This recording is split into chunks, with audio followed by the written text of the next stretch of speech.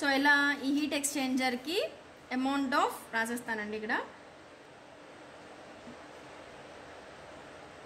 heat gain by ram air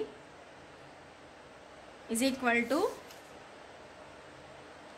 heat lost by compressed air. Okay, so ram ఎయిర్తో heat loss అవుతుందంటే జనరలైజ్గా formula ఏం వేస్తాం, into CP into ఇక్కడ delta T వేసుకుంటాం. That is equal to heat lost by the compressor అంటే MA CP, ఎందుకంటే compressor నుంచి వెళ్తున్న మాస్ ఆఫ్ ఎయిర్ని సిఏ అంటాం, దాని CP. Heat lost by the compressor అంటున్నామంటే 3 to 4 కదండి మూవ్ అవుతుంది. సో 3 కాస్త మన డయాగ్రామ్లో 3' అని చెప్పుకుంటున్నాం కదా. సో 3' to 4 టెంపరేచర్ ఫాలో అవుతున్నాం. సో ఫ్లో అవుతుంది కాబట్టి 3 to T4. ఇప్పుడు ఈ డెల్టా టీ ఎంత? సో ఆ డెల్టా టీ మీకు ప్రాబ్లంలో ఇచ్చాడు. సో ఎంత అని చెప్పాడు, the temperature rise of the ram air is limited to 80 Kelvin. So this delta T is nothing but 80 Kelvin. And this should be determined, and you know this value, you know this value, and you know this value. So after substituting all these values, so mr is equal to mass of the air anta calculate chesam indak manam. So mass of the air we have calculated as 61 kg per minute, right? 61 into, so this is 1.005 and T3 dash was given in the it was determined in the problem as 536. Okay, 536 minus T4 అంటే 100 degree centigrade అని ఇచ్చారు కాబట్టి 373 by delta T is nothing but 80. So by solving this you will get mass of the ramming air as, by this you will get the mass of the air, mass of the ramming air value as 124.3 kg per minute. 124.3 kg per minute of ramming air is passed through the heat exchanger that will allow to pass through it, and then it will give the its cooling to the hot rammed air. Okay, so this is about this one. And what is the fourth one? Power required to drive the fan, cooling fan, drive the cooling fan. So cooling fan drive చేసే దాని గురించి మాట్లాడుతున్నాడు. So ఇక్కడ cooling fan ఇక్కడే కదండి ఉంది. So cooling fan drive చేయాలంటే మనకి వేటి 2 వర్క్ డన్స్ కావాలి, ఈ 2 వర్క్లు కావాలి, వీటి నుంచి వచ్చే 2 పవర్లు కావాలి. వీటన్నిటిని యాడ్ చేసుకుంటేనే we will get the work power required to drive this fan. So before going to this, total work done, so that is equal to first turbine work done by the second turbine. So first you have to determine work done by the first turbine. So first turbine work done తెలియాలంటే దీని outlet inlet temperature తెలియాలి కదండి. So దీని inlet outlet temperatures ఏంటి, 2' 2'. కాబట్టి దీన్ని నేను formula వేసుకుంటున్నాను,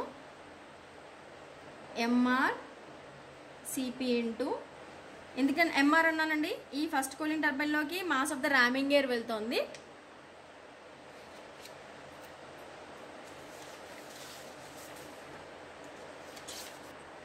mass of the ramming air వెళ్తుంది కాబట్టి ఎంఆర్ వాల్యూ అని తీసుకున్నాను, ఎంఆర్ సిపి ఇంటూ ఇక్కడ టెంపరేచర్స్ ఎంత 2' - 2'. So T2' - 2'.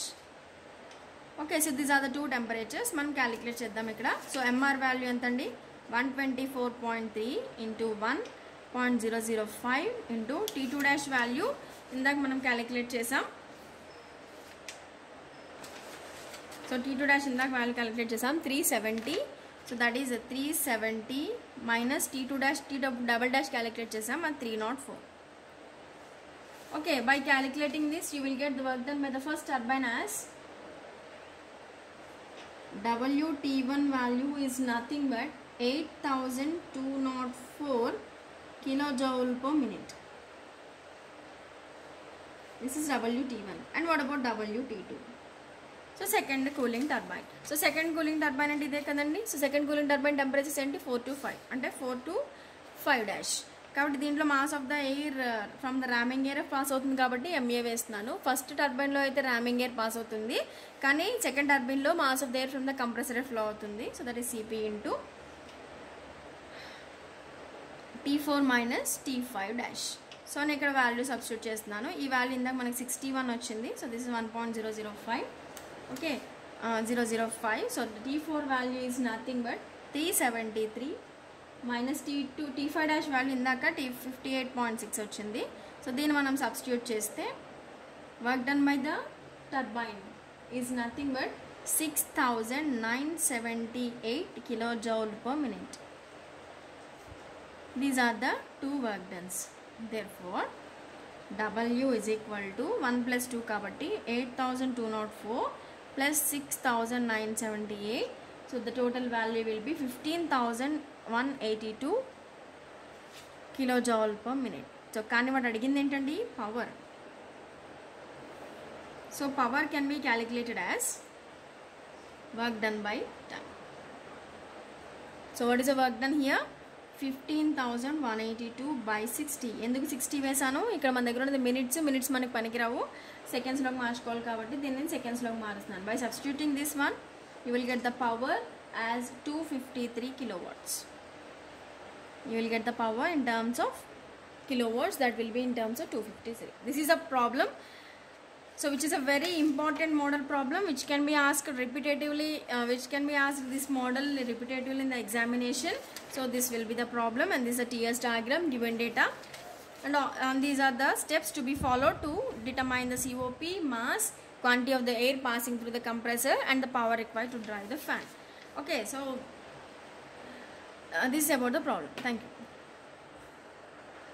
Generally you have to make down a point that, so మిమ్మల్ని ప్రాబ్లంలో power required to drive the fan అడుగుతున్నాడా లేదా power required to drive the system అడుగుతున్నాడో చూడాలండి. So if he is asking about the cooling fan, turbine work నుంచి calculate చేస్తాం. అలా కాకుండా power required to drive the system అన్నాడు అనుకోండి, సిస్టమ్ నుంచి డ్రైవ్ చేస్తున్నామంటే సిస్టమ్ నుంచి డ్రైవ్ చేసేది ఎక్కడి నుంచి అండి? కంప్రెసర్ ద్వారా కదా, కాబట్టి కంప్రెసర్ వర్క్ ద్వారా కనుక్కోవాలి. So power required to drive the system అంటేనేమో work done by the compressor తీసుకోవాలి, power required to drive the fans అంటేనేమో కూలింగ్ టర్బైన్ తీసుకోవాలి. 2 పాయింట్స్ మీరు ఖచ్చితంగా గుర్తుపెట్టుకోవాలి. సో కన్ఫ్యూజ్ అవుతారు, ఖచ్చితంగా రాంగ్ చేసే స్టెప్ అండి యాక్చువల్గా ఇది, కాబట్టి గుర్తుపెట్టుకోండి పాయింట్స్. Thank you.